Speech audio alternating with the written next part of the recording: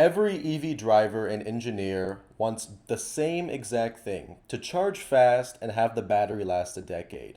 But there are two competing mechanisms here that limit that ability. My project models which one wins, under what conditions, and where that line is. There are two main mechanisms. The first one on the left is lithium plating. This occurs when the surface saturates and the anode potential drops below zero and metallic lithium deposits on the surface instead of diffusing. On the right, we see SEI growth, which is a film that thickens by solvent reduction through itself. The key difference here is that plating has a cliff. Cross that threshold and you lose cycles very quickly. SEI just slowly eats away at capacity, and cold favors lithium plating, while warm favors SEI because the reaction speeds up. My project figures out where is that line between plating dominated and SEI dominated growth in a battery cell. I modeled the battery as a single graphite particle. The surface potential drives a Tafel-style reaction for plating. SEI grows parabolically with Arrhenius scaling on the rate constant.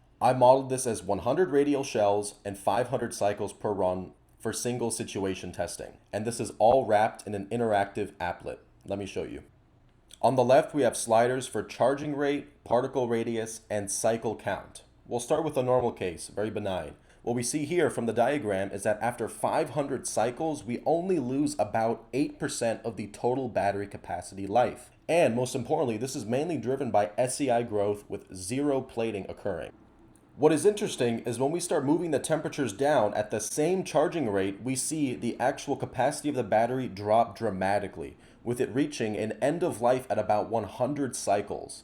And we can see that this is mainly dominated by plating. At the surface of the particle, we are exceeding its maximum state of charge, while the actual center of the particle is very low at its state of charge. Here is the full picture. As temperature drops, the actual ability for the battery to charge drops dramatically. However, as temperatures rise, you can theoretically push a lot more current through the battery without it running into a plating-dominated regime. Cathode degradation and thermal effects are outside this model. Batteries will have thermal runaway long before we can push 4 or 5C through the battery at 40 degrees Celsius. This model serves as a guideline for the BMS engineer to understand at what point do we put hard lines on when plating is guaranteed to occur before accounting for other outside variables. And this can be all done on a laptop in 90 seconds. There are 3 key takeaways. The first one is to preheat the battery below 10 degrees Celsius.